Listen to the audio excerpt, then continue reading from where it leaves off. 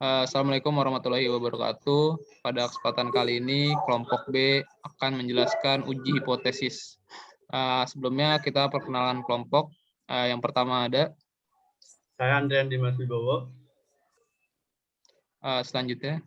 Reza Fadlul Maulana Via Putra. Selanjutnya saya Prastia Dwi Kurniawan. Dan saya Muhammad Adriano. Saya Muhammad Rizal Fadila. Oke. Slide selanjutnya. Ini akan dijelaskan oleh Dimas. Oke, jadi di sini saya akan menjelaskan definisi hipotesis statistik. Poin pertama itu ada pernyataan statistik tentang parameter populasi. Terus yang kedua itu ada statistik adalah ukuran-ukuran yang dikenakan pada sampel seperti mu rata-rata, dan S itu simpangan baku, S kuadrat itu varian, R itu koefisien dan korelasi. Panah merah itu penolakan suatu hipotesis tersebut salah. Panah biru itu penerimaan suatu hipotesis tidak punya bukti untuk percaya yang terbukti. Lanjut, ya, ini ada hipotesis berasal dari bahasa Yunani. Poin pertama itu hupo, berarti lemah atau kurang atau di bawah. Terus yang poin ketiga tuh tesis, berarti teori, proposisi atau pernyataan yang disajikan sebagai bukti.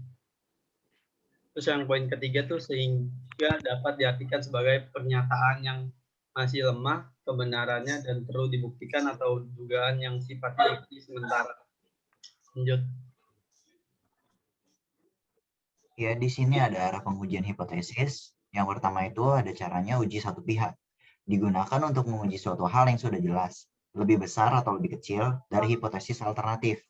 Contohnya, banyaknya kadar asam pada metode elektrokimia itu lebih besar daripada metode spektrofometris. Untuk yang kedua, ujian dua pihak. Digunakan untuk pengujian yang belum diketahui arahnya. Contoh, terdapat perbedaan kinerja keuangan bank dengan menggunakan income statement approach dan value added approach. Kita masuk ke soal nomor 1. Dinas Koperasi Usaha KUKMP di Jakarta menyatakan bahwa pedagang kaki lima memperoleh pendapatannya berkisar 100.000 dari 9 sampel pedagang kaki lima memperoleh rata-rata pendapatan sebesar Rp99.000 dengan simpanan baku 3.800 dengan taraf nyata 5%. Ujilah kebenaran pernyataan Dinas KUKMP tersebut.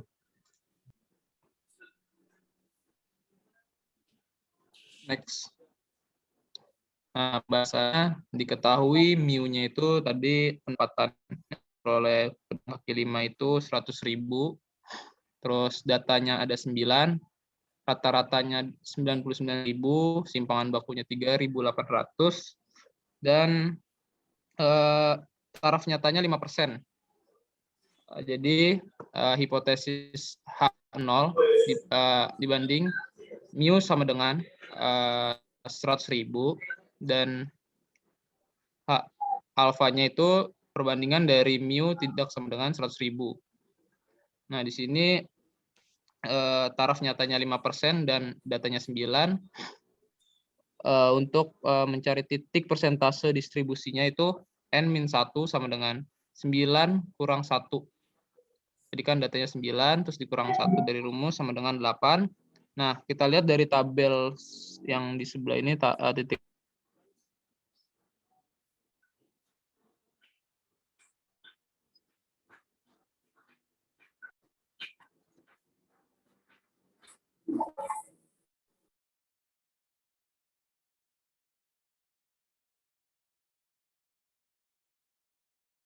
next.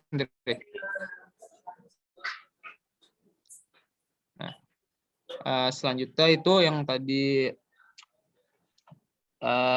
hasil dari distribusinya itu rata-rata dikurang mu dibagi simpangan dibagi data sama dengan 99 dikurang 100 dibagi 3,8 dibagi 9.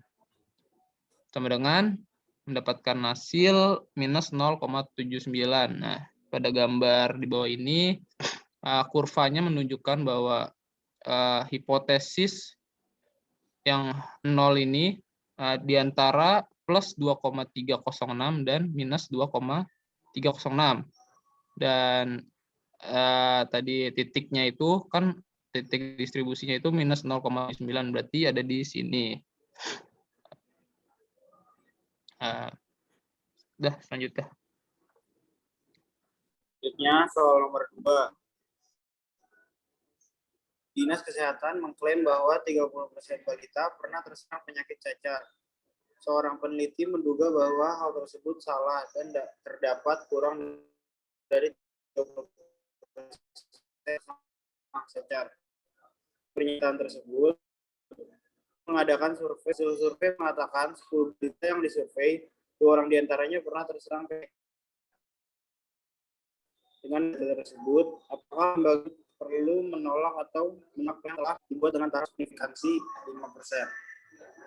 Selanjutnya, pembahasan.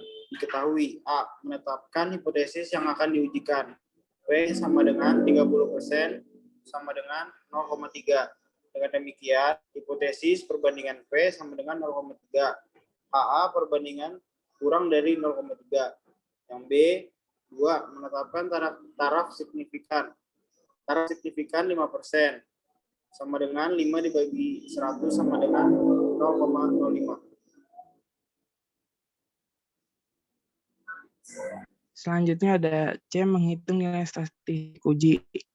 P sama dengan 0,3. 0,3 itu dapat dari 30 bagi 100 yang tadi data sebelumnya. Dan ini ada Q sama dengan 1 kurang P, dimasukin P-nya yang 0,3, jadi 1 kurang 0,3 yaitu hasilnya 0,7. N-nya itu ialah banyak datanya yang seorang anak kecil dan X-nya itu yang sudah terkena cacarnya, yaitu 2 orang. Jadi dari hasil yang kita ketahui dicari perhitungan hasil uji P dalam tutup kurung X lebih kecil sama dengan 2, sama dengan P, X sama dengan 0 plus PX sama dengan 1 plus PX sama dengan 2. Jadi PX sama dengan 0-nya itu dimasukin rumus jadi P 0,10 kali 0,3 dan dimasukin lagi jadi hasilnya dari itu 10 kombinasi 0,3 plus kali 0,7 dan seterusnya. Dan didapatkan nilai 0,382. D. Peluang observasi sama dengan 0,382 lebih besar 0,05 taraf signifikan. Dengan demikian dapat disimpulkan bahwa H0 diterima. Jadi benar bahwa 30% balita pernah terserang penyakit cacar. Next, Andre. Mungkin sekian dari penjelasan uji hipotesis kami. Kurang lebihnya mohon maaf. Wassalamualaikum warahmatullahi wabarakatuh.